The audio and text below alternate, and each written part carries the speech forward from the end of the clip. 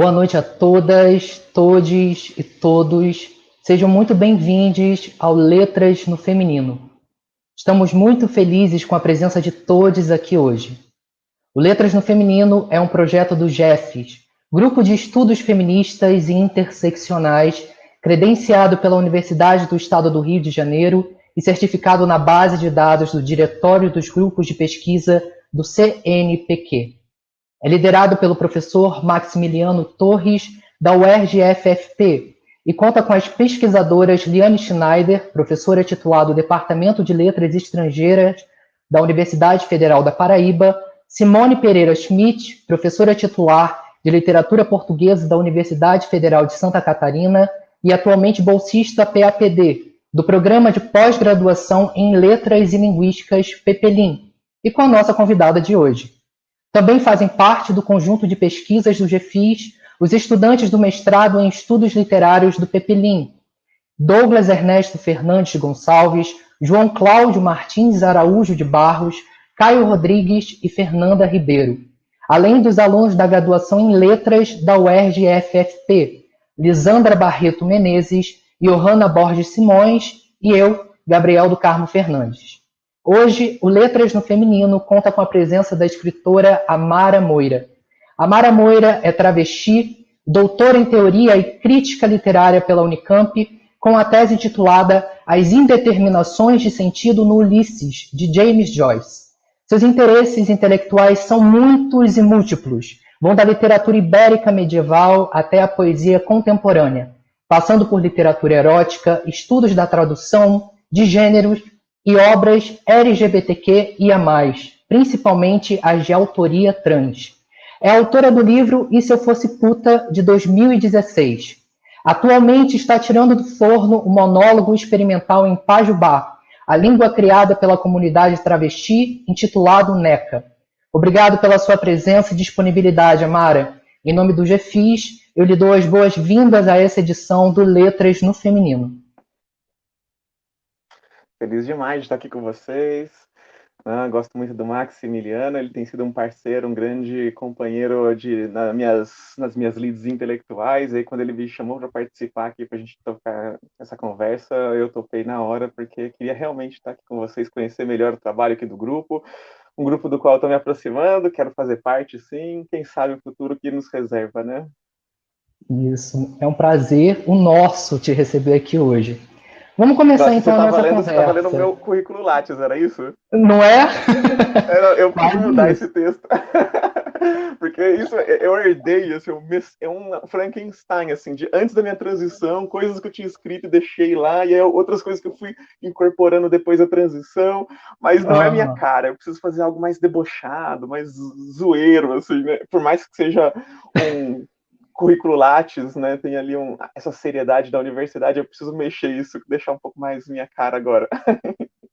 Então mexe, Amara, que na próxima a gente vai ler esse novo currículo Lattes diferenciado com a sua cara. Colocar Então umas vamos começar palavras a em nossa Pajubá ali conversa. na apresentação, né?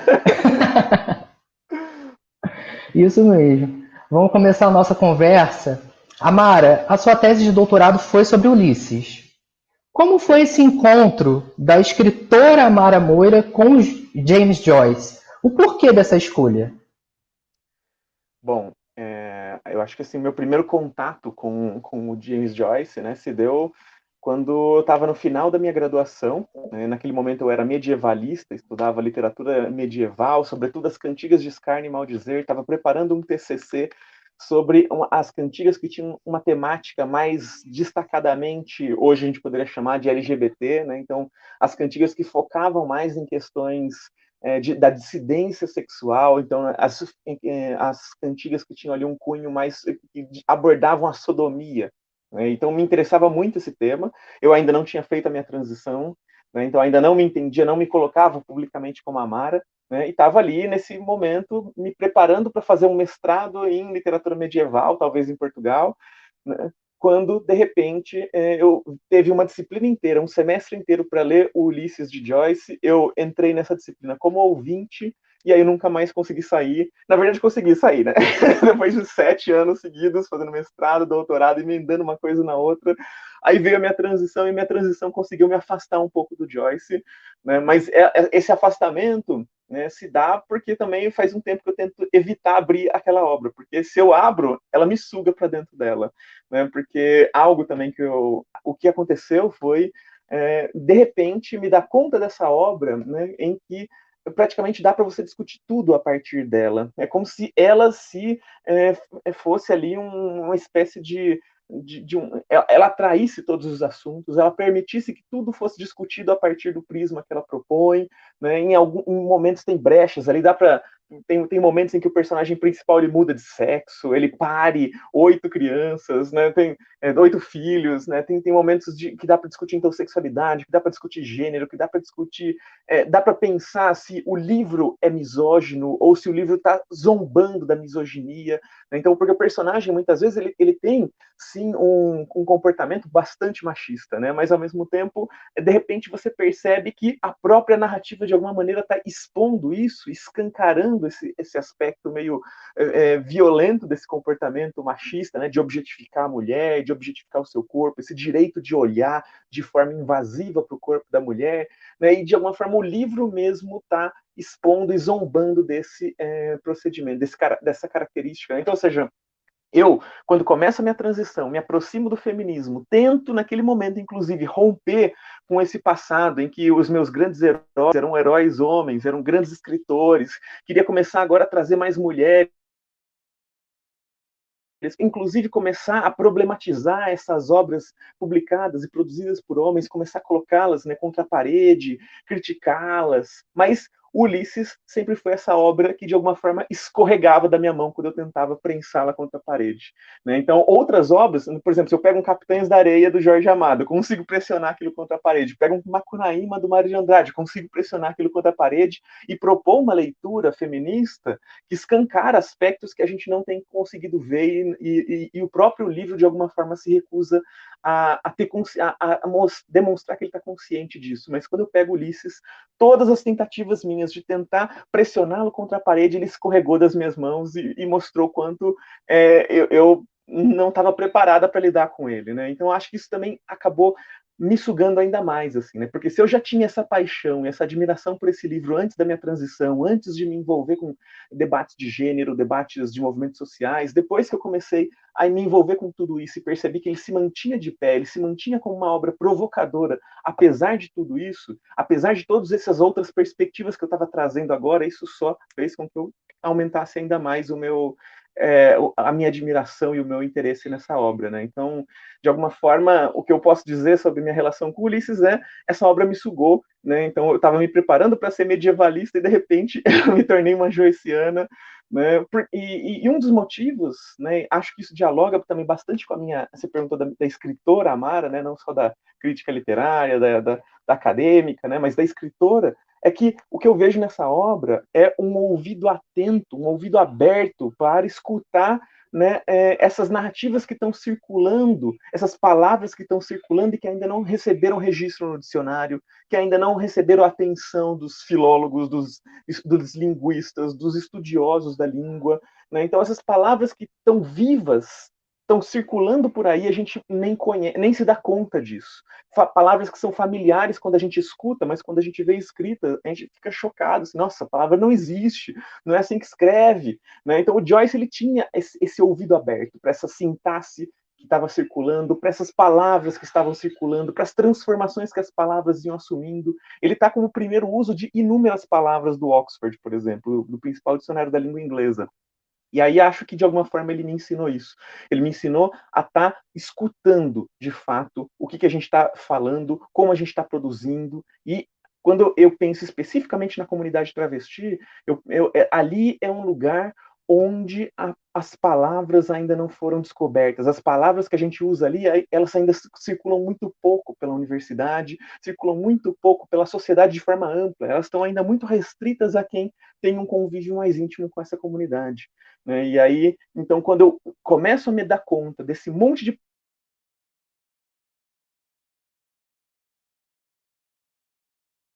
eu começo a trazê-las para dentro do meu fazer literário. Opa, tive um probleminha aqui com a câmera, voltou? Eu começo a trazê-las para o meu fazer literário e trazê-las de uma forma que me remete muito ao Joyce. Obrigado, Amaro, pelo esclarecimento. Vamos dar prosseguimento aí com as perguntas. Posso começar? Então, gente, vamos ver se não vai cortar. Realmente a minha internet está um pouco ruinzinha hoje, mas vou tentar. Vocês me avisem aí se der qualquer problema. Amara, é um prazer encontrá-la aqui hoje. Eu te conheci lá em 2017, durante aquele enorme evento da Bralic, que reuniu muita gente interessante. Aquele auditório ficou lotado de coisas interessantes acontecendo. Entre elas, você lançou o livro e também uma mesa redonda. Você participou exatamente sobre a tradução, né? Era uma mesa sobre tradução, que eu me lembro, eu assisti. Mas minha pergunta nem é essa. Assim, quando eu li teu livro, eu fiquei interessada no processo, assim, ele é rápido, exatamente. Ele é rápido, né? E eu fiquei pensando, eu estava exatamente trabalhando com diários, escritas de si e tal, e você coloca lá nas primeiras páginas quase um manuscrito, sugerindo que teria partido, assim, de umas páginas escritas e tal. Eu fiquei pensando, bom, se antigamente os diários ficavam lá mais sentados um tempo, ficcional ou não importa, ficcionalizado ou não, mas que ficavam mais guardados até serem publicados, ou virem pessoas lerem e tal. Depois vieram os blogs, né, que foi muito mais rápida o acesso a histórias pessoais e tal, e hoje talvez os stories substitui isso, que nem é mais blog, é quase os stories que se contam as coisas mais assim dessas vidas, né, privadas. Mas, em todo caso, me impressionou essa rapidez, os capítulos mais curtos, rápidos, com movimentação temática e de forma também, né? Tem uma fluidez, que parte de histórias mais curtas, fragmentadas, mas que se unem naquele complemento. E aí eu fiquei pensando nesse movimento rápido da escrita, nesse formato, como isso teria também ou não influenciado essa mudança, inclusive, do título. Né? Fiquei pensando, será que ele está tão em movimento que até o título mudou? E aí a minha pergunta sobre o título é exatamente se houve uma vontade de provocar alguma coisa irônica, se foi uma questão de mercado, se foi uma questão editorial. Então seria isso, a minha provocação, assim, falar um pouquinho de como isso surgiu, essas escritas, se teve esse berço lá em escritas em primeira pessoa de alguém, né? E se o título foi decisão sua ou não, ou como é que foi. Certo, Amara? Obrigada. Tá, maravilha. Então, é uma questão super delicada essa questão do título, né? Porque justamente o blog surge, né, no momento em que eu começo a trabalhar na rua, então começo a estar ali presente, né, naquele ambiente da prostituição, começo a viver minhas primeiras experiências e queria trazer aquilo para o universo da escrita, queria pensar essas experiências, né, como uma forma até de não enlouquecer. Eu até colocava para mim, né, eu escrevia como uma forma de entender melhor o que eu estava vivendo, as emoções que eu estava vivendo, então eu colocava aquilo no papel, né, então chegava em casa e pegava o meu diário e escrevia de forma meio livre, assim, né, sem me preocupar muito com fazer algo que fosse legível, fosse compreensível para outra pessoa, não me preocupava com ninguém. Era o meu momento comigo mesma, né? E aí de lá, né, eu pegava esse texto depois e ele me ajudava a escrever um texto, né, que já tinha um desejo mais experimental com a linguagem, né, para eu publicar no blog. Esqueci de falar, inclusive, né? Quando eu estava ali com o cliente, né? Entrava no quarto de motel, aí as coisas que ele ia me falando, eu ia tentando memorizar aquilo, né? Porque eu tenho uma cabeça de escritora, então as coisas vão acontecendo, e quando eu vejo uma história, né, surgindo, eu de alguma forma me preocupo em estar dentro dessa história, né? E registrando os momentos, né? Então o cara, ele me tratava de determinada maneira, né? Ele me falava tais coisas, assim que ele saía do quarto, eu já pegava meu bloco de notas e fazia ali colocava uma série de palavras que era meio que um aconteceu. Então era essa a minha forma de trabalhar. Então colocava no bloco de notas, né? Quando eu estava no ônibus indo para casa, ia rascunhando mais ou menos a história, né? Quando chegava em casa, colocava no meu diário e depois pegava aquele rascunho e tentava transformá-lo num próximo post para o meu blog, o E Se Eu Fosse Puta. E aí, de repente, 2 anos depois, veio uma editora interessada em publicar esse material. E aí o que eu fiz foi pegar esse material que estava no blog, reescrever isso tudo de uma perspectiva mais nitidamente literária e menos militante, né? As pessoas às vezes me perguntam se tem que ter diferença entre ser escritor e ser militante, mas eu acho que as questões são muito diversas quando você escreve de determinada postura ou escreve de outra, né? Então, uma escrita militante, muitas vezes, ela passa por esse lugar, né? A militância é como se ela tivesse verdades mais definidas, né? E aí é preciso que a gente martele essas verdades na consciência social para que as pessoas comecem a mudar os seus comportamentos. Uhum. Né? Só que quando a gente pensa da perspectiva da escrita, a gente não pensa de uma imagem, uma ideia, uma mensagem fechada. A gente pensa justamente na ideia de um convite a viver uma experiência através daquelas palavras, né? E aí, o que vai sair dessa experiência, o que vai sair desse encontro do leitor, da leitura com o livro, é muito inesperado. Né? Eu pego, por exemplo, o livro, uma obra da Cassandra Hills, né, para ilustrar isso que eu penso, dessa diferença entre uma escrita militante e uma escrita literária. Então, a Cassandra Hills, na obra Eu Sou Uma Lésbica, então ela é uma mulher lésbica, desde os 16 anos está produzindo literatura com protagonistas ou temática lésbica ou LGBT de forma ampla, e quando a gente pega essa obra e quando a gente pega a militância muitas vezes tem pavor das obras da Cassandra Hills, porque a maneira como ela discute a questão LGBT ali não é essa maneira que toda ajeitadinha, bonitinha, colocando personagens LGBTs como legais, né, que de alguma forma vai mudar a opinião pública a respeito do que a gente é. O que ela coloca ali? Ela coloca uma figura que desde os 8 anos de idade já tem consciência de que ela é lésbica, que gosta de mulheres, e aí ela vai seduzir a vizinha da frente, uma mulher adulta, casada, com seus 20 e tantos anos, vai ser seduzida por uma criança de 8 anos que está narrando a sua história. Ela não está narrando da perspectiva infantil, ela já é uma mulher adulta lembrando disso tudo. Né? Mas percebe como isso é terrível? Não é isso que a militância quer discutir, sabe? Que é as crianças LGBT seduzindo adultos e mostrando... Nossa, não, parou já. Isso mostra muito nitidamente a diferença entre uma literatura engajada e de uma literatura que não está se preocupada com verdades pré-fixadas, que é, na verdade, incomodar muitas vezes. Né? Foi publicado em 1980 esse livro. No final da década de 80 foi publicado outro livro tão polêmico quanto por uma outra mulher que também é super polêmica, que é a Hilda Hilst, que é o Caderno Rosa de Lori Lamb. Né? Então, que tem uma temática muito parecida, assim, sabe? É uma criança escrevendo um diário das suas experiências sexuais de 8 anos de idade também. Só que aí é a perspectiva infantil, ela com 8 anos escrevendo esse diário e contando sobre as suas experiências sexuais. O que é terrível também. Tipo assim, o que essas mulheres têm na cabeça, sabe? Não, elas estão atrapalhando a luta feminista, a luta LGBT, os movimentos sociais. Não é possível que elas não percebam isso, né? E a ideia é justamente essa, assim, né? Que quando a gente pensa na militância, a militância ela está preocupada com fazer com que a sociedade aceite uma determinada verdade, né? Que de alguma forma vai transformar a lógica opressiva, discriminatória. Né? Então, ou seja, vai ficar martelando aquela verdade nas consciências até que as pessoas mudem o seu comportamento. Mas a forma de pensar da militância, da literatura, das artes em geral, é diferente. A gente vai trazer sentimentos e acontecimentos, coisas que vão causar incômodo, sabe? E sem ter tanto essa preocupação de se isso é positivo ou não no curto prazo, no médio prazo, no longo prazo, porque a gente nem sabe, na verdade. Né? Talvez a obra da Cassandra Hills, Eu Sou Uma Lésbica, teve mais efeitos positivos a longo prazo, né, do que a gente poderia imaginar naquele momento ali. Mas muitas vezes eu sinto que a militância está preocupada mais com essa coisa de curto prazo e a literatura está criando coisas que o seu sentido vai sendo definido e redefinindo com o tempo, né?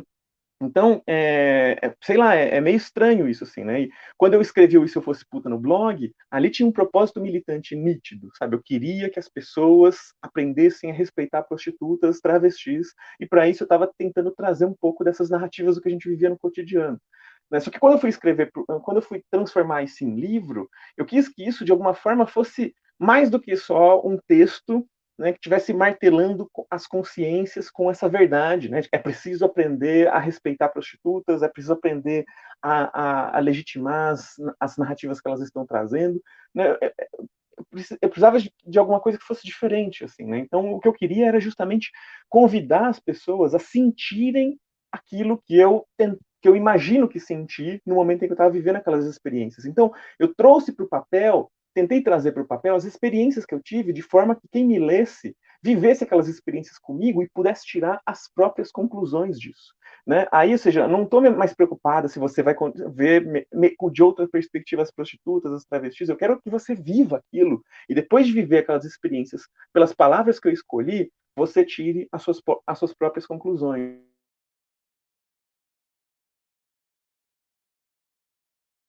Pode dar uma travada aqui de novo. É diferente a escrita do blog, que tem então esse propósito mais assertivo, e essa escrita do livro. Né? E aí, quando vem a segunda edição, né, na primeira edição ainda era uma editora alternativa, né, nunca tinha entrado nas grandes livrarias, então a gente aceitou a aposta de tentar vir com esse título mais chocante, né? E se eu fosse puta. Só que quando veio a segunda edição, a gente já aquela editora tinha sido comprada por uma editora maior, né? Então se tornou um selo editorial de uma editora maior, né? Uma editora que já tinha mais afinidade com o mercado livreiro, né? E aí sondaram o país e perceberam, olha só, não tem como a gente publicar essa obra, né, com esse título, né? Se vocês mantiverem esse título, a gente só vai poder vender pela livraria virtual. Né? E a gente queria que o livro tivesse presente em cada vez mais livrarias, porque assim, de alguma forma, não ficava tão dependente de mim vender as obras, né? Porque as primeiras tiragens, né? Então, dos 4.000 livros da primeira edição, eu vendi sozinha 1.300 nas minhas palestras. Então, eu pegava o livro e revendia por aí. Isso aqui era 30 livros nas costas toda vez. Hoje eu tô com um problema nas costas aqui, tipo assim, tem relação com todo esse abuso que eu fiquei anos fazendo, né? E aí a questão era, eu não queria mais que dependesse tanto de mim, né? Então, para não depender de mim, era preciso que o livro estivesse presente em livrarias, a pessoa entrasse na livraria, se deparasse com a obra ali na prateleira ou na vitrine e sentisse vontade de abri-la, de lê-la, e para isso a gente teria que, então, mudar o título. A proposta inicial era que eu tirasse a palavra puta. Eu falei, não, vamos colocar um R maiúsculo em cima da letra T, como se fosse uma rasura. Eu até chamo essa edição de edição errada. Então, tem o errão aqui em cima da letra T, dá para ler as duas letras se eu olhar com calma, mas no sistema agora tá E Se Eu Fosse Pura, que é o mesmo livro, só que parece que é completamente diferente. Né? Então, e agora o livro está mais presente em vários lugares, né? Criou também um outro debate, né, a respeito justamente desse moralismo, né, sei lá, das instituições, das livrarias, dos leitores também, que podiam reclamar, então, da presença desse livro nas livrarias.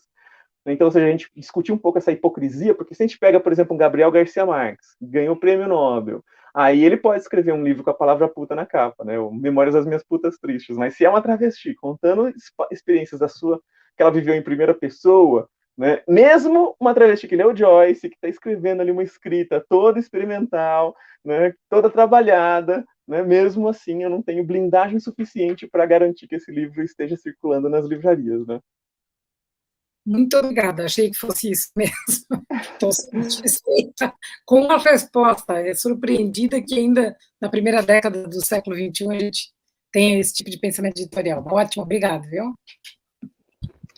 Não, e a minha pergunta ela parte justamente por esse quesito da moralidade, mas partindo de um outro ponto, que é justamente a epígrafe do livro, né, que é escrito pela Maria Valéria Rezende, e tem ali uma provocação de cunho religioso, né, sobre a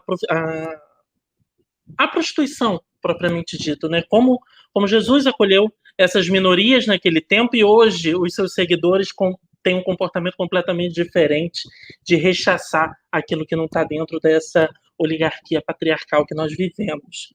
Então, Yamara, como que essa questão hoje, numa sociedade hoje que preza por esses valores moralistas, como fica essa relação da moralidade e da sexualidade, fica latente nas relações que você teve nesse trabalho, né, de rua, né, de conhecer pessoas, estar com pessoas e ali encarar isso, e como isso também está refletido na literatura, né, essa experiência do cara, pai de família, que está ali casado, mas sigilo, fora do meio, mas que busca por esse serviço, e como você enxerga isso dentro dessa produção literária? Então, na segunda edição do E Se Eu Fosse Puta, né, agora no E Se Eu Fosse Pura, eu trouxe um poema, né, que é uma espécie de colagem de frases que a gente escuta dos clientes, né, e aí eu coloquei o nome do poema Pela 10ª Vez, né, e o poema é assim: confia em mim, sou casado, doador de sangue, por Deus, primeira trava com que eu saia, você olha o estado em que ele fica babado. Te dou mais 10, nem assim, você tem cara que fez teste, o meu deu nem um mês. Aliança e tudo, eu sou sim casado, ó, confia em mim. Então, o homem casado, né, alegando que ele fez teste de sangue recentemente, que ele é casado, olha só, ele tem aliança no dedo, confia em mim, então, confia em mim significa o quê? Transa comigo sem camisinha. Né? Te dou mais 10 reais, nem assim, você tem cara que fez teste, o meu deu nem um mês.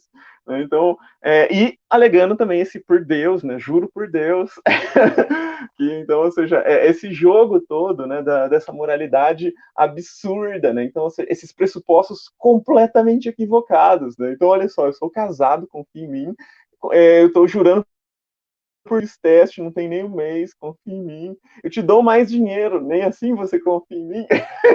São todos os pressupostos equivocados, né? E isso tudo sendo dito pela mesma figura, né? E aí eu tentei encapsular isso ali num poema que escancara toda essa podridão, assim, toda essa falta de noção, né? Então, isso de alguma forma está ali presente desde a epígrafe, né? E essa epígrafe veio de uma mesa em que eu participei com a Maria Valéria Rezende, né? Antes, inclusive, da publicação do livro, quando só existia o blog. Então, eu participei de uma mesa com ela, quando o blog ainda estava sendo escrito ali, às vésperas de publicá-lo, né? E aí ela me falou essa frase, né? Ela falou: lembre-se, Amara, né? É Jesus quem diz, né? As prostitutas vos precederão no reino de Deus. Inclusive, um erro de digitação na segunda edição, tá procederão, mas é precederão, virão antes, não depois. As prostitutas virão antes de vocês no reino do céu. Né? Porque tá falando de quem, né? Virão antes de vocês, cobradores de impostos, agiotas, né? Os ricos, né? Os exploradores da miséria alheia. Então, antes de vocês, as prostitutas virão, né? Então, e aí, quando ela me disse isso, eu falei, caramba. E ela me colocou coisas a mais. Ela falou, não tem ninguém que conhece tão bem as prostitutas quanto as freiras que trabalham ali com a população das zonas de meretrício, né? Então, e ela, como uma figura que trabalhou bastante com essa população, ela tinha muita coisa a dizer sobre. A gente conseguiu fazer um baita de um diálogo a respeito, né? E lembro, inclusive, dela chegando para mim e falando: cuidado, Amara, porque vão tentar te exotificar, tentar te reduzir a uma travesti prostituta que publicou um livro. Né? Assim como fazem com ela, assim, uma freira escritora. Né? Então, ou seja, vão tentar reduzir você a um determinado aspecto. E eu tenho pensado bastante sobre isso. Até isso foge um pouco da sua pergunta, mas eu tenho gostado de comentar essa questão, né? Porque às vezes as pessoas me colocam, né? Por exemplo, por que você foi estudar o Joyce e não travestis ou gênero no seu doutorado? Né, como se Joyce fosse algo alheio à minha existência enquanto travesti, como se existisse algum assunto que não dissesse respeito à travestilidade. Então, não tem nenhum assunto que seja alheio ao que a gente é, à forma como a gente existe. Astronomia, matemática, física, medicina, tudo tem relação direta com a existência travesti. Isso não são questões que só interessam à cisgeneridade. Então, Joyce não interessa apenas a cisgeneridade, né? Então, sim, eu posso escrever sobre aquilo, sem mencionar a palavra travesti em nenhuma linha. Inclusive, e a palavra travesti vai estar implícita em todas as linhas daquele trabalho, né? Porque foi uma travesti que escreveu. Né? Mas eu poderia também fazer uma análise, uma leitura, uma perspectiva travesti da obra de Joyce. Assim, também poderia ser. Né? Mas isso não é o que eu tenho feito. Então, de alguma forma, estranham quando eu escolho algo que não é travesti, mas também estranham quando eu só falo de travestis. Então, uma coisa também que eu tenho notado, as pessoas virarem para mim e falar: mas todas as obras você fala de travesti, você só fala de travesti. E isso parece um problema, assim, né? E aí eu lembro sempre do Joyce, né? Porque ele sempre escreveu de Dublin. Todas as obras dele, de alguma forma, rolam em torno de Dublin, em torno dos dublinenses, em torno da vida dele, que ele teve ali, essa cidade que ele ama e odeia ao mesmo tempo. Né? E hoje a gente olha para essa obra e não acha, putz, ele é um escritor menor, ele só falou sobre Dublin. Não tem isso, sabe? E o meu ideal de vida é um dia as pessoas falarem a mesma coisa sobre uma obra que só falou de travesti, mas ao falar só sobre travesti, falou sobre todo o restante também. Eu quero que a pessoa que não é travesti, que não faz ideia do que é ser uma travesti, consiga olhar para essa narrativa e se ver ali também. Né? Então, esse jogo, né, de quando eu não escolho algo que dialoga diretamente dentro dessa perspectiva hegemônica com a questão da travestilidade, as pessoas se chocam. E quando eu escrevo apenas a respeito disso, aí as pessoas também acham que eu sou monotemática, né? E de alguma forma eu sou monotemática, sim, mas eu não acho que isso é um problema, né? Acho que será um problema se eu começar a me repetir, né? Se eu começar a dizer as mesmas coisas, né? Se eu não conseguir encontrar outras maneiras de explorar todo esse trabalho, né? Mas, e aí voltando um pouquinho para a sua pergunta da religião, sexualidade, né? Tem um momento uma mudança que eu lembro que aconteceu da primeira edição para a segunda, é que na primeira edição tem uma passagem em que eu coloco as travestis como uma espécie de encarnações de Jesus na Terra. Então, Jesus, que ofereceu a outra face, que pregou para amar e dar aos pobres, né? Eu coloco isso, assim, de alguma forma, brinco com essa possibilidade de Jesus assumir, então, as travestis prostitutas assumirem uma espécie de papel de Jesus na Terra, assim. Quando você se assume travesti, você vai abrir mão de um monte de possibilidades, né? Você vai ter que virar prostituta, você vai ter que lidar com essas demandas inconfessáveis, né, da sociedade. Então, tudo isso que ninguém consegue aceitar, né, vai cair nos seus ombros e você vai ter que lidar com isso. E se você não lidar com isso, a sociedade vai surtar. Então, o papel da prostituta é que a sociedade não surte com os seus desejos reprimidos, né? Então, a gente não fala sobre sexo, mas os desejos continuam sendo produzidos e aí cria-se essa categoria à margem para quem é que vai dar uma vazão para essa repressão toda, né? Só que aí na segunda edição eu mudei isso, assim, né? Porque eu achei que era complicado isso de, sei lá, querer colocar as travestis como boazinhas, como essas figuras, né, jesuíticas, sei lá. Não quero ser Jesus, eu não quero ser cristão, não quero ter que ser a figura sabe, não quero me preocupar com a salvação das outras almas, estou aqui preocupado com o meu aqué, com a minha sobrevivência. Então, de alguma forma, apaguei essa colocação que depois eu fui sentir como estranha, assim, sabe? Não quero que nos beatifiquem, né? A gente quer ter o direito à complexidade também, não quero ser essa figura unidimensional, né? Então, traga um pouco isso, né? Ao mesmo tempo, então, entendendo que a prostituta travesti é uma figura que viveu muitas coisas, que ela tem muitos saberes sobre a sociedade, né? E eu exploro um pouco desses saberes ali no Se Eu Fosse Puta, nessa linguagem mais de crônicas, de diário, né? E agora eu estou trabalhando isso num segundo texto, meu texto mais experimental, o texto que dialoga mais com a estética do Joyce, a estética do Grande Sertão Veredas, que é um monólogo que eu estou criando, né, o NECA, né, que eu estou criando em cima do Pajubá, né? Então, essa língua expandida, criada pela comunidade travesti, né, que de alguma forma encapsula um pouco da história do Brasil ali, né? Eu vejo a história do Brasil nessa língua. Então, eu estou trabalhando um pouco disso, assim, né? Então, o que travestis sabem? Quais são os saberes que a gente vai acumulando a partir dessa profissão, a partir dessa existência? Né? Então, estou tentando fazer ali uma suma travestílica, juntar tudo que eu sei sobre, tudo que eu consigo ver do mundo a partir desse prisma, a partir dessa perspectiva, para colocar ali nesse monólogo que eu estou criando.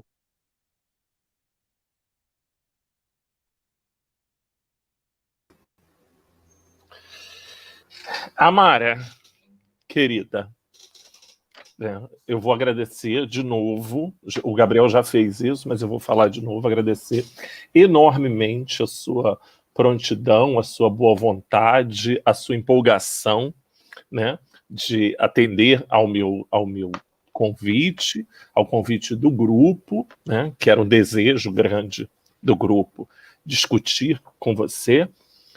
Desde o ano passado, quando o texto foi trabalhado numa turma do mestrado, né?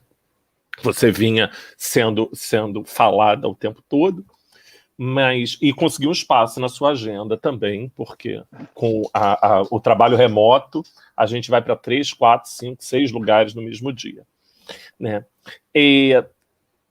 O que eu tenho a discutir com você é que você falou de NECA, me deu vontade de falar sobre outra coisa. Mas eu vou pegar uns pontos que você colocou antes na fala, tanto com o Gabriel, quanto com a Liane, e quanto com o Douglas, e pensar umas questões para você deixar mais... fazer entender melhor determinadas coisas. Quando você fala sobre a escrita militante, né, eu gostei dessa ideia, dessa martelada no imaginário social, ou seja, de que forma... ficou me lembrando a novela do Gilberto Braga, quando o casal gay virou cota, né? Toda novela tinha que ter um casal gay, morador da Zona Sul, do Rio de Janeiro, brancos, super bem-sucedidos, que aí, para dar aquela ideia, transformar, né, aquela vivência em personagem. E aí a minha grande, assim, uma das minhas questões é: será que então a escrita militante que martela, que martela na sociedade, mas assim, que martela de outra forma na cabeça de uma escritora, no caso, que se desprende da militância, como você fez com Isso Eu Fosse Puta, ela, de uma certa forma, ela não está pedindo para que seja uma construção de uma personagem, porque essa aceitação ela tem que vir para uma personagem. Porque assim, eu fiquei pensando na personagem da Cassandra, né? Pensando na Lori Lambe. Elas estão falando de vivências de vida, né? Uhum. Quando você tira a travesti do louvor jesuítico e tal, você está falando de pessoa, né? Então, assim, não sei, porque eu tenho discutido, e a gente discutiu, inclusive, esses dias, sobre essa ideia da escrita, que ela até onde ela pode ir para a gente não apanhar de uma militância, ou, né? Enfim, esse é um dos pontos sobre o que você falou. A história do Puta e Pura na livraria, eu ia fazer o levantamento, mas que você já disse. Assim, eu fico pensando em quantos... a gente entra na Livraria da Travessa, por exemplo, que é uma livraria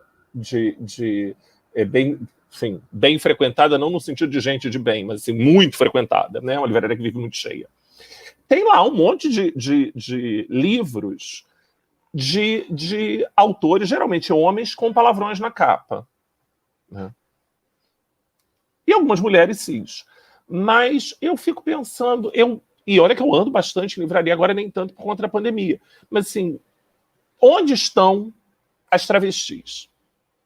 Né? Então assim, será que passa para além do Puta e Pura? E uma outra coisa que eu queria, já que você pode falar direto, que é tudo... Né? A mudança de Isso Eu Fosse Puta para Isso Eu Fosse Pura, porque eu vou fazer inveja para o povo de casa, eu tô parecendo Hebe Camargo, né? Fazendo... É que eu tenho as duas edições, tá, gente? E aí, há uma diferença no capítulo 12, né? Que do pornô para as putas, né? Vira o pornô... Deixa eu ver aqui. O que dizer do pornô? E aí você acrescenta um final, né? Algumas 3 ou 4 frases no final. E além de escrever putaria, a travesti ainda inventa fazer poema. Que no Isso Eu Fosse Puta é um poema, e aí você põe mais 2 poemas na segunda edição. Então eu queria conversar com você sobre essa transformação e, sobretudo, sobre esse jogo de palavras dessa escritora que até escreveu bastante poemas também, né, antes da transição, mas que você falasse um pouco dessa produção poética, de juntar esse jogo que está muito na sua narrativa, e sobretudo agora em Neca, né? Esse jogo que é uma prosa poética, um monólogo, mas é uma prosa poética, né? E você falar dessa condensação no poema. Porque o poema, como diz a Heloísa Buarque de Holanda, é aquela coisa que te dá uma porrada, você dá uma girada, né? Mas aí você não volta para o mesmo lugar como você era. Então é isso. Eu nem sei se eu falei coisa que dá para perceber o que eu queria, mas enfim. Aqui a gente é assim. Não, vou tentar responder então. Vamos lá. Bom, acho que assim, a primeira questão, né, você estava falando sobre a possibilidade, né, de Calma aí, deixa eu tentar lembrar. Era a questão da militância, né? Então, você estava falando ali sobre a questão da Lori Lamb, da Cassandra Rios. Então, por exemplo, no Se Eu Fosse Puta, né? Eu falei sobre coisas que eu vivi ali que talvez eu não devia ter vivido ou não ter contado caso eu me preocupasse com uma postura militante, né? Então, por exemplo, teve vezes que eu atendi o cliente, fiz sexo oral nele sem camisinha, deixei ele gozar na minha boca. Tipo, falar sobre isso, deixar isso ali, isso pode ser entendido como, nossa, você está estimulando o comportamento de risco, né? Mas, ao mesmo tempo, não falar sobre isso é fingir que a gente usa o preservativo o tempo inteiro, que a gente consegue colocar essas questões sempre em primeiro lugar, né? E também essas coisas que estão presentes na nossa vida, né? E que muitas vezes se tornam tabus. A gente então não consegue discutir, né, de tão tabu que é. Né? Então, você, nossa, como assim? Você vai fazer isso e, além de ter feito isso, você ainda vai falar que fez isso e não vai dizer que você se arrepende disso que você fez? Né? É isso, sabe? Eu fiz isso. Não quero, posso ter me arrependido ou não, mas eu quero trazer essa experiência de algo que aconteceu, algo que acontece não só comigo, com mais pessoas e que a gente tem dificuldade para discutir. As pessoas olham para o livro e falam: nossa, como você teve coragem de contar as coisas que você contou aqui. E eu mesma, quando eu pego para ler de novo as coisas que eu escrevi, eu falo: caralho, eu vou passar o resto da vida tendo que lidar com o fato que eu escrevi ali minhas intimidades sexuais. E é isso, agora tem que fazer cara de bonita, fingir que tá tudo sob controle, que isso sempre foi o plano, então. Mas não foi, sabe? Quando eu escrevi, acho que na euforia de ir colocando as coisas, né? Talvez não tinha me imaginado que um dia, né, eu sairia desse lugar, né, e poderia estar em outros lugares e que isso continuaria ali rondando. Né? Agora, tipo, sou uma professora de um cursinho. Então, como lidar com o fato de que eu tenho uma obra que meus alunos sabem, meu chefe sabe, mas como lidar com isso, sabe?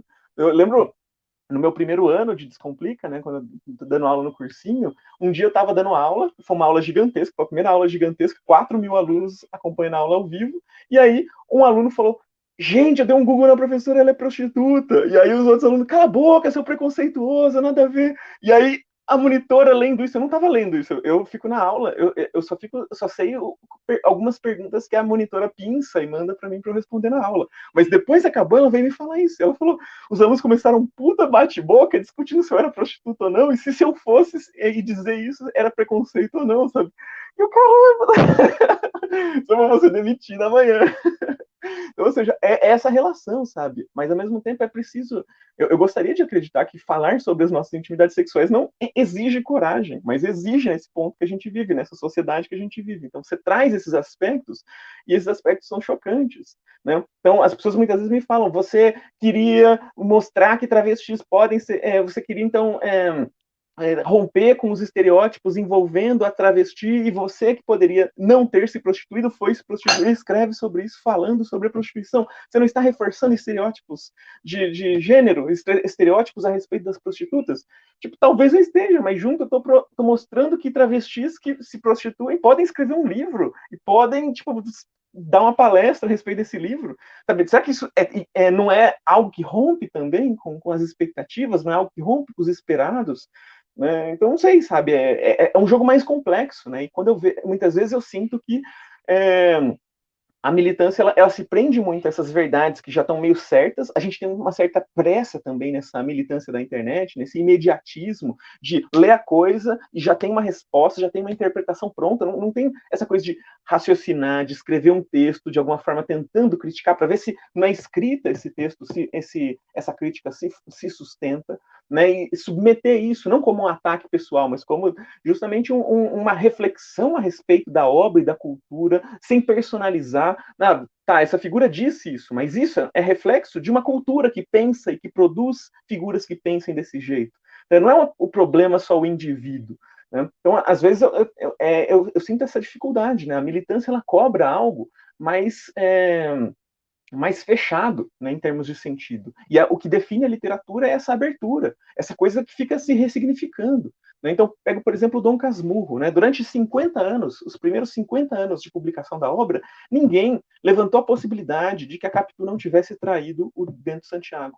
E a partir dos anos 50, começam a surgir as primeiras críticas que questionam isso, questionam o papel desse narrador que está contando essa história. Começa a colocar em dúvida a palavra dele, os argumentos que ele aponta, as provas que ele acredita irrefutáveis, começa a mostrar que essas provas não se sustentam. E aí começa todo esse embate, se Capitu traiu ou não traiu Bento Santiago.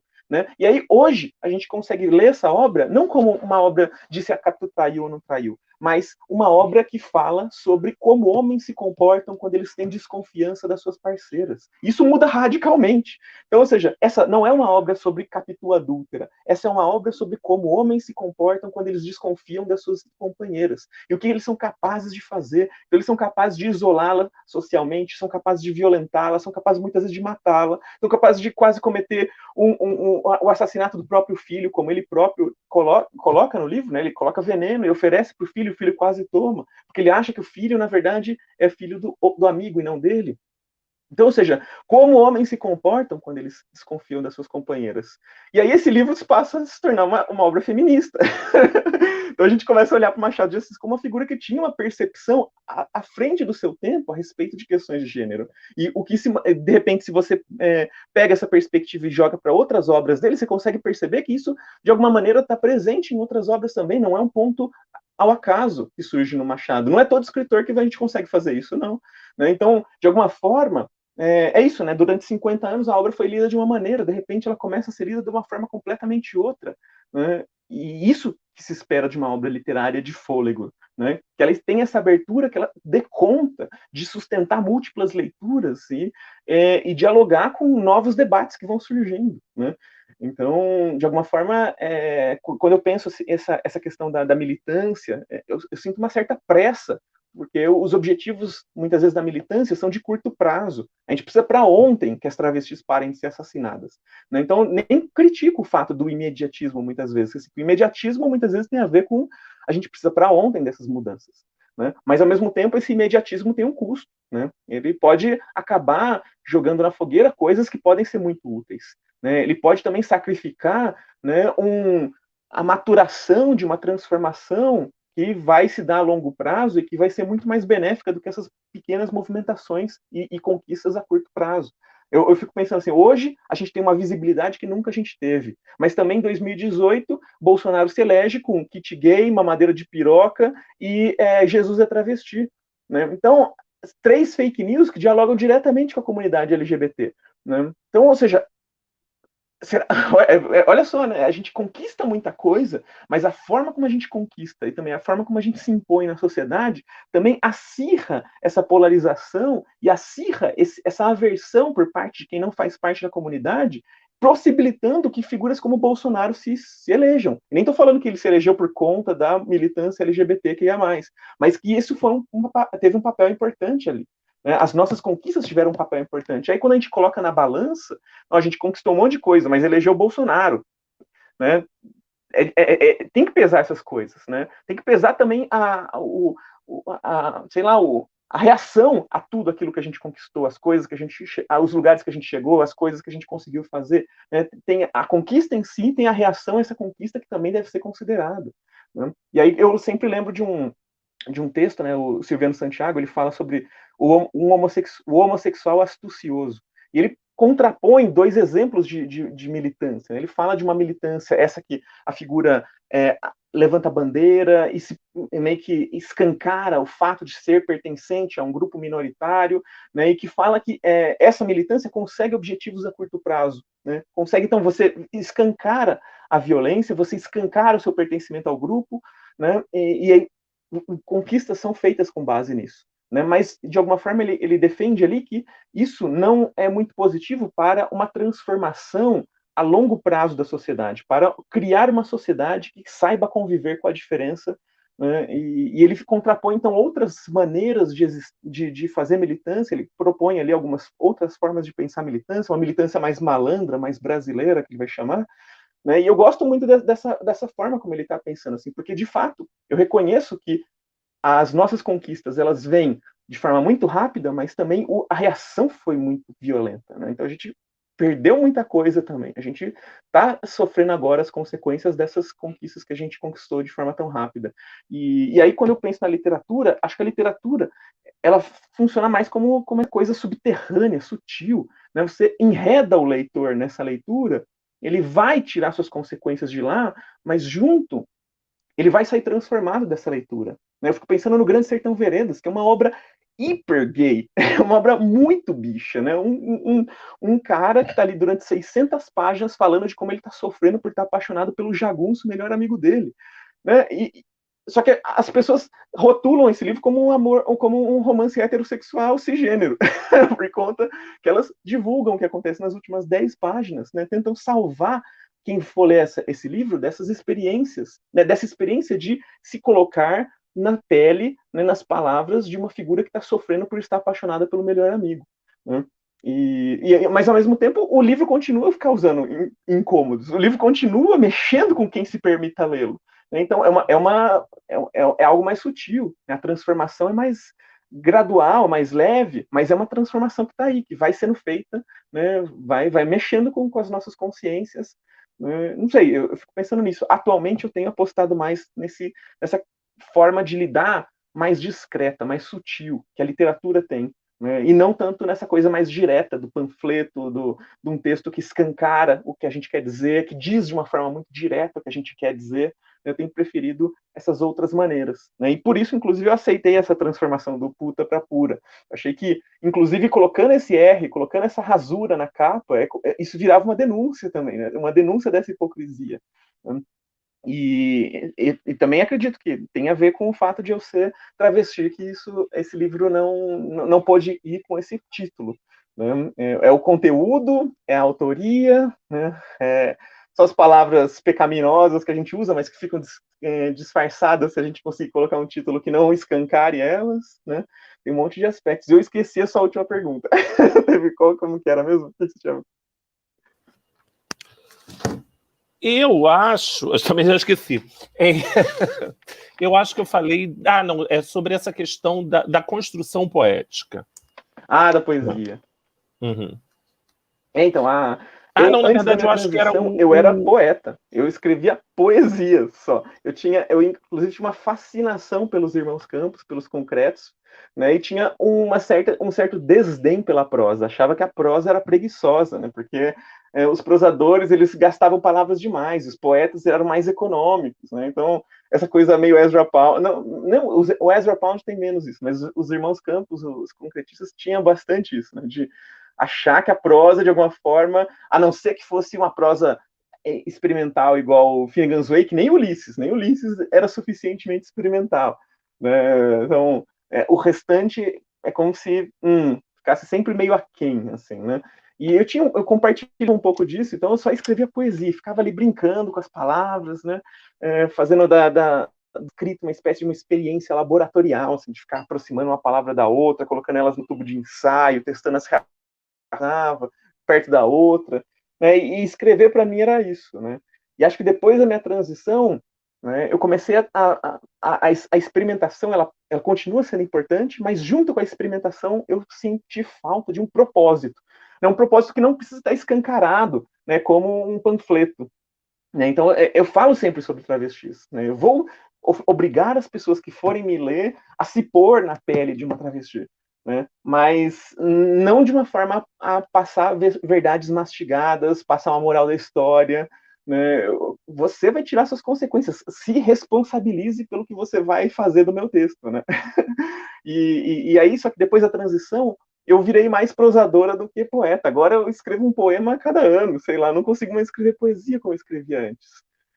É mais difícil, assim, eu sinto mais essa urgência, né, essa incitação a escrever a prosa, só que é uma prosa profundamente poética, né, da minha perspectiva, pelo menos. Assim, pelo menos no NECA isso está muito marcado. Eu até queria ler depois um trechinho, se vocês toparem aí, mas porque a ideia é isso, assim, eu continuo agora fazendo, agora começo a ser mais prosadora do que poeta, mas isso é algo que também eu aprendi com James Joyce, né, que a prosa, os limites, as fronteiras entre as coisas são muito menos visíveis do que a gente imagina. Então, a minha prosa, eu tento sempre fazer um esforço para que ela esteja ali no limiar da poesia, no quase virando poesia, se é que ela já não é poesia. A Adélia Prado, no Cacos para um Vitral, no Caderno de Glória, ela diz isso, né, que boa poesia dá excelente prosa. E aí, na realidade, você nunca deixou de fazer esse laboratório. Na verdade, agora, como eu estou muito mais próximo dessa produção poética, eu percebo o quão da Amara poeta está na Amara na prosa. Ô, Maxi, tem uma coisa, um projeto que eu estou criando agora, inclusive, acho que eu nem cheguei a te mostrar. Eu estou pegando relatos, né, confissões feitas no âmbito da Santa Inquisição dos primeiros séculos de Brasil e pegando esses, e meio que, sem mudar muita coisa no texto, transformando ele em poemas. Da mesma forma como Oswald de Andrade brincava com o Caminha, com os primeiros cronistas, né? Deixa eu ler, inclusive, um que está mais ou menos pronto aqui, só para vocês terem uma ideia dessa brincadeira, da fronteira entre prosa e poesia, né? Aí, assim, eu estou chamando isso de vigário frutuoso, porque é quem fez a confissão. É um homem de 65 anos contando na primeira visitação do Santo Ofício aqui ao Brasil. Desonestos e torpes tocamentos em suas naturas teve abraços, com moços muitos e mancebos, e ajuntamento por diante beijo, às vezes com alguns dormindo e consentindo a ele cometerem, pelo trazer o vaso com seus membros, o confessante paciente sendo, mas também o oposto, pondo os moços de barriga para baixo, ele por cima, com o membro cometendo os vasos deles, agora ele o agente, da sua parte, o possível por efetuar fazendo, posto não conseguir nunca, penetrando o pecado consumar da sodomia. Então eu acho muito poético, assim, muito inacreditável imaginar que uma confissão feita no âmbito da Santa Inquisição possa ser um elemento, sei lá, se transformar numa poesia. E eu estou usando isso como uma forma de reinventar a maneira como a gente conta a história da sexualidade no Brasil. Então, é o mesmo dispositivo do Oswald de Andrade, só que agora para visibilizar uma outra história subterrânea da sexualidade. Perfeito. Obrigado, querida, pelas suas respostas. Caio. Amara, boa noite. Primeiro, é muito bom estar aqui com você e é muito bom ver o brilho dos seus olhos falando de literatura, em especial do Joyce. Mas eu queria ouvir um pouco mais sobre as suas outras referências literárias. Eu sei que você fala um pouco da linha, às vezes, eu gosto muito disso. Que você falasse um pouco mais sobre as suas referências e também sobre as duas edições do livro. Eu, infelizmente, só tenho a segunda, mas apesar de ter um intervalo muito curto de tempo entre as duas, o Brasil mudou muito, para além da capa do livro, para além dos textos.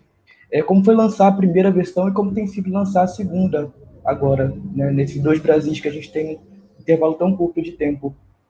São essas das minhas duas provocações. Então, esse é um aspecto também super delicado, assim, né? Porque a primeira edição, agosto de 2016, julho, agosto de 2016, né? E a segunda edição sai em novembro de 2018, né? Às vésperas da eleição do Bolsonaro. Então, só que assim, se eu pudesse mudar, quando sai a nova edição, agosto de 2018, e aí na sequência o Bolsonaro é eleito, eu falo, putz, foi errado mudar esse título, assim, né? Eu acho que era importante manter o título original, porque nessa conjuntura era preciso fazer frente a ele, assim, né? Mas de alguma forma é isso, tem essa questão da sutileza, né? Você mudando uma palavra na capa, o livro vai estar mais presente em cada vez mais lugares, mais pessoas vão se permitir lê-lo, né? Vão se permitir discuti-lo. Eu acho que talvez valha a pena essa mudança, como uma espécie de um cavalo de Troia, assim, né? A gente disfarça a embalagem e aí esse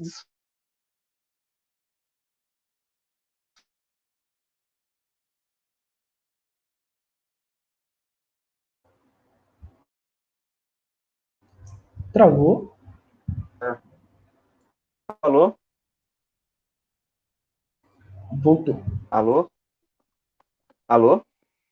Estão me ouvindo? Voltou. Tão me ouvindo? Sim. Perdão. Então, né, problemas aqui.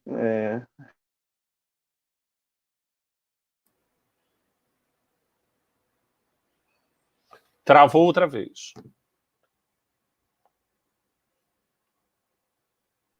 Caiu de novo? Caiu? Voltou? Sim, agora voltou. Aí, voltou, né? Então, eu fico sempre pensando nessa questão da sutileza, né, do disfarce, né, do passar-se por, né, e a gente conseguindo chegar mais longe, levar essas narrativas para outros lugares.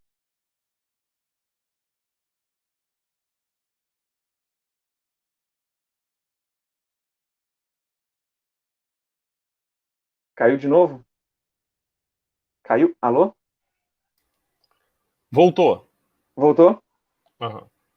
Nossa, tá difícil hoje, hein? São coisas da tecnologia que não é tão tecnológica assim. Narrativas para outros lugares, que você estava falando. Tá. Então, eu gosto dessas transformações. Eu até fico pensando assim que é intrigante, né? Tem algo que chama atenção no próprio livro, né? Essas mudanças de títulos, isso se torna algo também que fala sobre o livro, fala sobre a sociedade. Então, essas mudanças, de alguma forma, elas são indício de algo maior, né? Acho que se fosse só uma mudança para vender mais ou uma questão de marketing, acho que eu não aceitaria. Mas como uma mudança que, de alguma forma, escancara, né, opressões ou obstáculos ou restrições, LGBTfobia, né, acho que de alguma forma essa modificação tem o seu propósito. Até fico pensando assim, o que fazer numa próxima edição? Né, se eu recupero o título original, agora talvez, já que já tem condição dessa obra voltar a circular nas livrarias com o seu título original, mantenho esse jogo, crio um outro título, fiquei pensando assim, nessas possibilidades. Então, deixar sem nenhuma letra ali, aí a pessoa escreve a letra que ela quer, então, deixar em aberto ali, né? Puta, pura, né? Nem o T nem o R, deixar que a própria pessoa defina qual que é a letra que ela vai colocar na capa do texto. Eu não sei. Então, quando esgotar essa edição, a gente pensa nessa possibilidade. Né? Mas aí, sobre as influências, né? Esse é um grande debate, assim, também, né? Muitas vezes as pessoas, elas vêm até mim, né, querendo... que eu diga sobre porque é isso, eu vejo também uma grande questão quando a gente pensa em feminismo, ou movimentos sociais, ou militância e literatura, artes, que é a maneira como a gente casa essas duas coisas, né? Então, de alguma forma, a gente se habituou com essa ideia de que um proceder feminista na literatura, na crítica literária, é visibilizar obras de autoria de mulheres, por exemplo. E eu acho que isso é fundamental. Mas também eu tenho minhas questões porque muitas vezes eu acho que a gente para nesse lugar. Sabe? Então a gente fica ali pensando que o feminismo atrelado à literatura, à crítica literária, o seu papel seria visibilizar as autorias apagadas de mulheres. Só que assim, a maioria da produção literária universal foi feita por homens cisgêneros. Né? Então, de alguma forma, é preciso que esse proceder feminista na crítica literária, ele também se debruce, esse proceder literário, não só de crítica literária, mas também como escrita, ele se debruce também sobre essa produção e ajude a construir os sentidos que essas obras propiciam. Né? Então, me parece, por exemplo, que essa transformação da obra do Dom Casmurro, né, ela é uma transformação feminista, sabe? É um outro olhar sobre essa obra, já se preocupando com outras questões. Né? Então, me parece que... E aí, às vezes, eu sinto isso. Assim, eu sinto que as pessoas muitas vezes esperam, assim, né? Cita quais são as mulheres que são fundamentais, ou as travestis que são fundamentais, ou LGBTs que são fundamentais na sua escrita. E muitas vezes as pessoas, sei lá, talvez eu frustre as pessoas, assim, né? Pelo o que eu vou falar sobre quais são as minhas referências, né? Porque as figuras que me ensinaram o que é possível, o que não é possível, nem sempre é isso, sabe? Eu, por exemplo, posso citar como uma das figuras que me mostra esses aspectos, o que a literatura é capaz, né? O Marquês de Sade, sabe? O Marquês de Sade é uma figura que para mim é super importante, assim, como uma referência, não é muito feminista. Não, Gregório de Matos, assim, meus poemas, o Max leu vários dos poemas, mostrei para ele, assim, meus poemas seguem ipsis literis o esqueminha que o Gregório de Matos tinha, sabe? As décimas poéticas, né? Então, versos de 10 sílabas, eu mudo um pouquinho a maneira como eu faço, às vezes eu não respeito tão rigidamente a estrutura lá que o Gregório usava no século XVII, mas é com ele que eu aprendi a escrever poesia também, assim, sabe? A poesia que eu escrevo deriva muito desse tipo de lugar, né? Os escritores, os trovadores galego-portugueses, sobretudo, descarnem mal dizer. Então, ou seja, não é a literatura bonitinha que a gente gostaria, é a coisa mais misógina, a coisa mais elitista, racista, uma coisa podre, assim, né? Mas foi uma escrita que foi me formando. Né, e de alguma forma é isso, né? Eu sinto que muitas vezes a gente quer jogar algumas obras no lixo porque elas contrariam, né, pelo menos nessa superfície, né, nesse primeiro nível, coisas que a gente defende como cruciais, mas eu sempre acredito na possibilidade de a gente hackear essas obras e ressignificá-las, né, e se apropriar também das tecnologias de escrita que eles estão construindo e criando, né? E aí eu vejo isso, por exemplo, assim, eu vejo uma aproximação entre a Hilda Hilst e o Marquês de Sade, assim, né, trabalhando no que a língua é capaz de dizer. Né? Então, quando eu penso, por exemplo, o que o Caderno Rosa de Lori Lamb está dizendo, ele está falando sobre o que a literatura é capaz de construir enquanto narrativa. E está jogando no seu colo e falando, se vira com esse monstro que eu criei aqui. Tá? Você tem pavor de discutir essa questão da sexualidade infantil, então eu vou criar uma narrativa sobre isso, vou jogar no seu colo, você vai ler isso, vai sofrer com isso e vai fazer o que for você conseguir fazer com isso. A literatura permite que a gente conte histórias sem ter vivido elas. Né? Não é... a Hilda Hilst escreve, ela é uma criança vivendo experiências sexuais, não é que ela é pedófila. Ela está criando uma narrativa alucinada, falando sobre os nossos tabus, os medos, as coisas que a gente não consegue nem verbalizar. Então a gente não consegue nem falar sobre algumas coisas, de repente ela vem e escreve um texto só sobre isso, joga no nosso colo, para a gente lidar com essa narrativa, para a gente lidar com isso que está ali. Né, que é ficção, né, que está nesse lugar da história imaginada. Né, e eu sinto que muitas vezes um impasse, né, um problema sei lá, um ruído que existe entre a militância e a crítica literária, e a literatura, e as artes, é justamente essa questão do imaginário, né? O que a gente pode imaginar, né? Porque se a gente tem restrições em o que a gente pode imaginar e colocar no papel, eu gostaria de acreditar que não existe. Eu quero que a pessoa seja responsabilizada pelo que ela escreva, né? Mas eu não quero também que ela seja constrangida a não imaginar determinadas coisas porque é muito chocante, porque é muito tabu. Senão a gente volta também para o século XIX, sabe? Então tava ali os realistas lutando para poder falar sobre a sexualidade humana de uma forma mais direta, né? Então o Bom Criolo, né? O Cortiço, né? O próprio Raul Pompeia no Ateneu, sabe? São obras que escancaram aspectos sexuais que compõem o nosso cotidiano e que chocaram, foram incômodas para aquela sociedade. Aquilo era uma reivindicação, a gente tem que falar sobre tudo, né? Porque até aquele momento existia uma limitação sobre o que a literatura pode de fato escrever. E eu sinto que muitas vezes a gente tenta voltar para esse momento em que algumas coisas a gente não pode discutir. Ou se vai discutir, vai ter que ser só sobre uma determinada perspectiva. Né? E eu gosto de pensar obras como essas obras que vão mexer com aquilo que a gente não consegue nem verbalizar, não consegue nem pensar a respeito, de que cria um monte de fantasmas, né? Então, quando eu penso nessas figuras, quem são as figuras que para mim são cruciais na escrita? É o Joyce, é o Marquês de Sade, é o Gregório de Matos, é a Hilda Hilst. São essas figuras que arrebentaram com limites sobre o que poderia ser escrito. Não existe nenhum limite sobre o que pode ser escrito. Né? E as melhores coisas que podem ser escritas muitas vezes são justamente essas que rompem completamente com aquilo que a gente deveria escrever sobre, né? Não sei se vocês acham que isso faz algum sentido, mas é um pouco assim que eu penso. Assim, Amara, obrigado. Bem, a gente está se encaminhando para o final, mas antes tem uma pergunta aqui do coordenador do Pepelim, Leonardo Mendes. Boa noite, Amara. Como travesti, você concorda que suas referências literárias deviam ser mais Cassandra Rios e menos Machado de Assis? Machado era escritor dos limpinhos e cheirosos.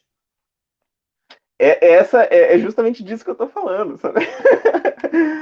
O Machado, ele criou tecnologias de escrita, de produção de sentido, de produção de narrativa que são cruciais, assim, sabe? E muitas vezes a gente acha que como militante a gente devia ler mais Cassandra e se influenciar mais por Cassandra, só que é uma influência, a gente tenta de forma tenta forçar uma influência que muitas vezes não é sincera, não é orgânica, né? Talvez muitas vezes a coisa que de fato mexe com a gente não é aquele livro que a gente vai falar publicamente que é a nossa influência. Esse que eu sinto um problema dessa nossa época. Não, hoje, quando você vai falar sobre a sua lista de obras que te influenciaram, você tem que citar ali uma pessoa LGBT, uma pessoa negra, uma mulher, né? Você tem que ter uma listinha, assim, né, para você mostrar que você é uma figura que circula por vários âmbitos, se deixa influenciar por essas tantas perspectivas, mas eu sinto muitas vezes que isso é hipócrita, né, que é mais da boca para fora do que, de fato, algo verdadeiro, assim, né, e não sei, sabe, eu acho que o Machado de Assis me ensinou muito mais do que a Cassandra Hills, embora a Cassandra Hills também eu tenha aprendido muita coisa com a Cassandra Hills. Né? Então, a Cassandra Hills, por exemplo, é uma autora que eu odeio e amo na mesma medida. Sabe? Tem obras dela que eu sinto vontade de jogar na fogueira, que eu falo, puta que pariu, que preguiça dessa mulher, não nem revisou o texto, assim, sabe? Que raiva, sabe? Mal escrito, né? Parece que ela vai vomitando, jorrando as coisas, assim, sem se preocupar em ordenar depois, em retrabalhar, em reescrever. Mas, às vezes, desse jorro também surgem coisas inacreditáveis. Pego, por exemplo, o texto da Uma Mulher Diferente, né? Ela vai descrever um livro de 68, foi publicado em 68 esse livro. Né? E aí o que ela está dizendo ali? Né? É uma mulher trans que ela está totalmente à vontade com o fato de ser uma mulher trans, uma mulher com pênis. No entanto, ela é fruto de uma sociedade transfóbica. E aí ela internaliza essa noção de que o único amor que ela pode sentir de verdade é por um homem de verdade. Né? Só que o homem de verdade é o homem que na cabeça dela a recusaria porque ela tem um pênis. Né? Então, ou seja, ela se diverte em seduzir homens sem contar para eles que ela tem um pênis, e quando eles vão pro vamos ver, para a hora do vamos ver, para a hora do sexo, aí o cara descobre que ela tem um pênis, se ele não a violentar e fugir da vida dela, né, se ele não a violenta e foge da vida dela e diz nunca mais a gente vai se encontrar, ela acha que o cara é gay. Então, ao mesmo tempo que ela super confortável com o seu corpo, com a sua forma de existência, ao mesmo tempo ela internalizou, né, que ela jamais poderia ser uma mulher de verdade porque ela tem um pênis. Né? E se um homem se apaixona por ela do jeito que ele é, isso significa que ele é gay. E aí ela tem que recusar esse cara. E a única demonstração de amor verdadeiro por ela seria justamente se ele a rejeitasse, se ele a violentasse, se ele a matasse depois de descobrir que ela tem um pênis.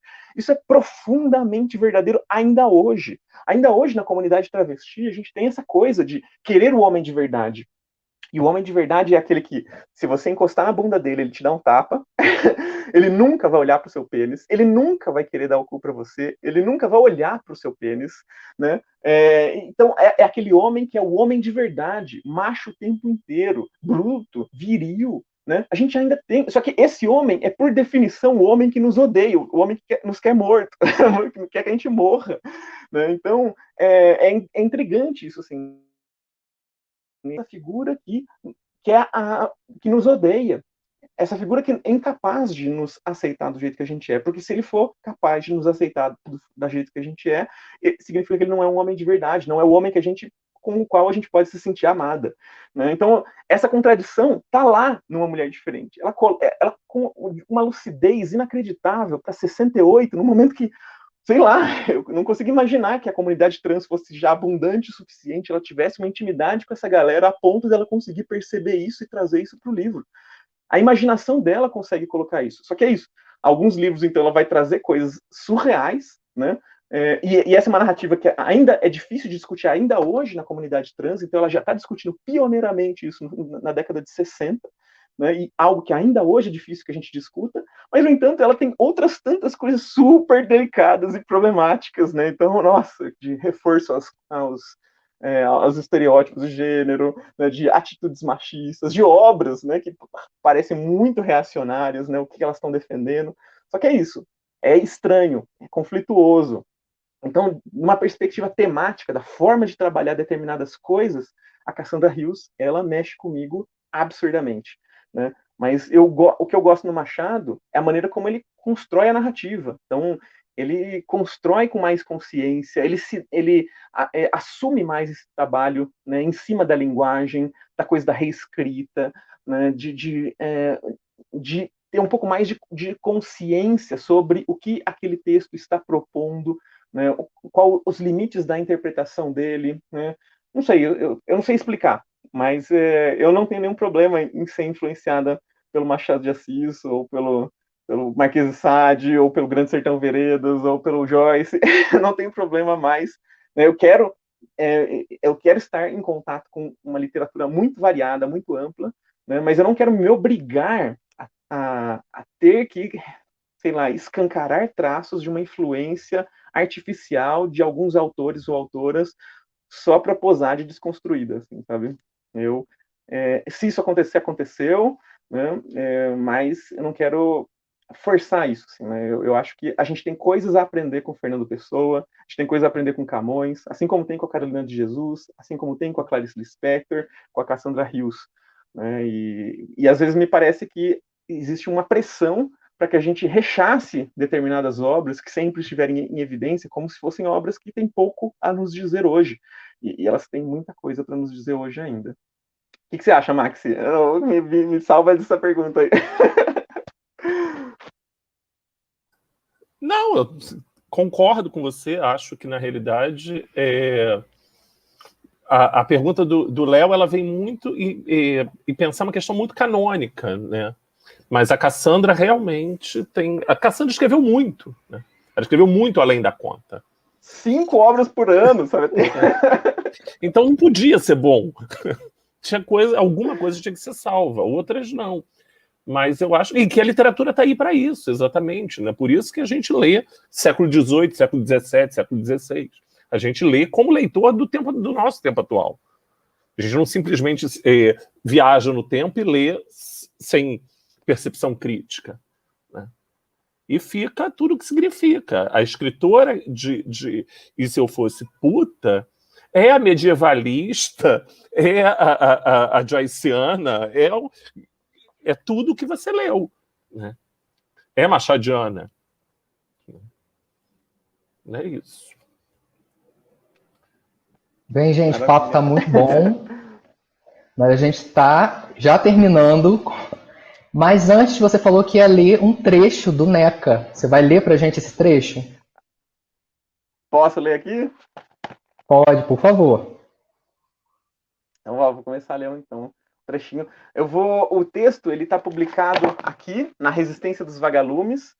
É uma antologia de figuras LGBTQIA+, né? Mas ele vai sair numa versão solo daqui a uns 2 meses, né? Um livretinho, junto com meus poemas, minhas publicações poéticas sobre o universo trans LGBT, meus poemas travessos, né? Acho que vocês vão... Eu espero que vocês gostem, então eu vou tentar juntar todos esses poemas que eu tenho escrito e ver o caldo que dá, né? Então vai sair esse texto inteiro aqui, eu vou ler só uma página dele, né? E aí depois deixo para vocês lerem o resto. Então, NECA, né? Eu só vou explicar o título. NECA é uma palavra que eu gosto muito, né? Porque ela significa ao mesmo tempo pênis no Pajubá, né? Que é aquilo que usam para deslegitimar o nosso gênero, então para dizer que nossa identidade é uma mentira, né? Mas ao mesmo tempo NECA significa nada em português, né? O NECA de Pitibiribas, né? Então eu gosto dessa duplicidade de sentidos dessa palavra, algo que significa tudo e nada ao mesmo tempo, né? Eu gosto então essa palavra me parece muito paradigmática, né? Para a gente pensar a existência travesti, aquela existência que escancara um outro mundo possível, mas ao mesmo tempo é tratada em si como uma mentira, né? Então é uma mentira e ao mesmo tempo um portal para uma outra vida, assim. Então e a gente fica nessa contradição, né? De se a gente aceitar que essa existência é legítima, a gente vai ter que mudar tudo que a gente sabe sobre o gênero. Se a gente não aceitar, a gente vai ter que dizer que essa existência é uma mentira, né? Então, é nada ou é tudo, né? Então, é esse jogo, esse 880 que é a existência travesti. Passada. O Ocó, você acredita que ele pediu para eu nenar na neca dele? Ainda bem que na neca e não na boca, porque você sabe que tem 3 horas fazendo a chuca e me aparece o lixo. A hora que eu passo o cheque, eles enfiando fundo no dia da gente, horas e horas, ai que nojinho, fazem escândalo. Como você é porca, desse jeito não tem mais como. Essência de flores é o que eles queriam ali, acredita? Ali não é bem o que tem. Tem é o jantar de ontem, mais checão deles, parcelado e com fundo. Se tem fundo, aí tem que lidar normal. Cheirão babado, empesteando área, a cara de paisagem do infeliz. Que foi que eu fiz? Que foi que eu fiz? Nada, bebê. Acontece. Não quis fazer antes, foi, não deu vontadinha. Aposto que agora deu. Agora minha neca pra ficar de D, que já nem é meu forte. Antecipando ainda essa cena UOL, aguento todo melado, eu tendo que tomar cuidado na hora de tirar daquele dia que já nem tem mais prega. Haja imaginação.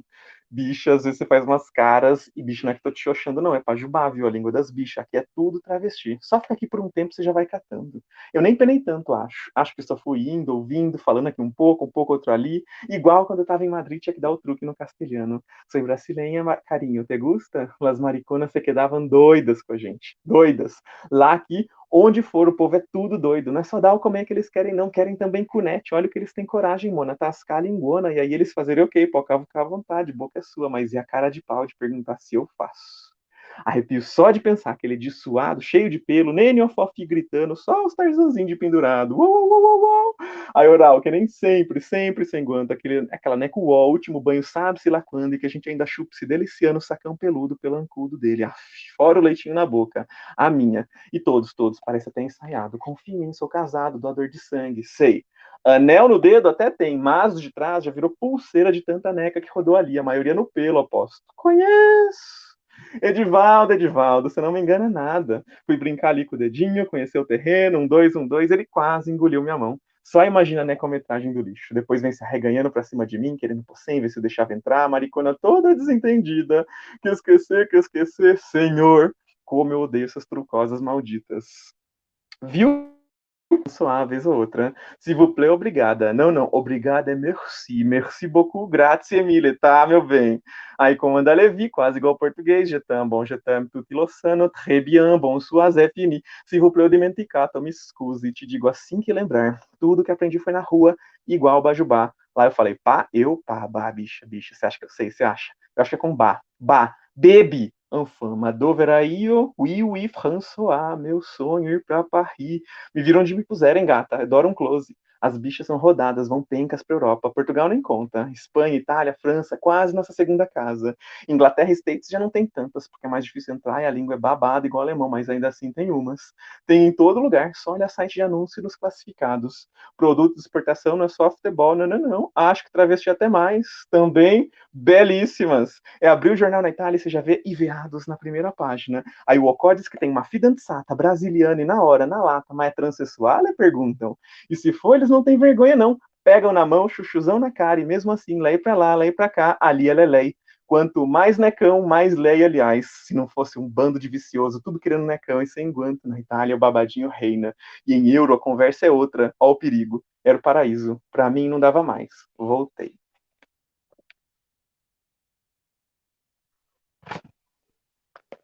Dá para entender? Dá. Excelente, Amara. Muito obrigado mais uma vez pela sua participação. Nós do Jeff estamos super felizes que você está aqui. Obrigado pelas suas palavras, pelos seus esclarecimentos, pelo seu livro. Muito obrigado. E volte sempre. Você é a nossa convidada aqui sempre. Quando quiser voltar, estamos aqui abertos para te receber. Feliz demais com o convite, muito obrigada por terem aberto as portas para mim, para a gente conversar um pouco sobre a minha produção. Espero ter contribuído, espero não ter causado muitos ruídos aí, muitos problemas.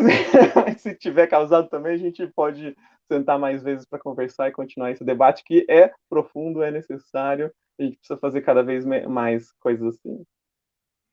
Tá ótimo, obrigado mais uma vez. Obrigado a todos que assistiram. Se inscreve aqui no canal, ative o sininho, porque tem muita coisa boa vindo por aí aqui no canal do Jeffs. Obrigado, boa noite. Tchau, tchau.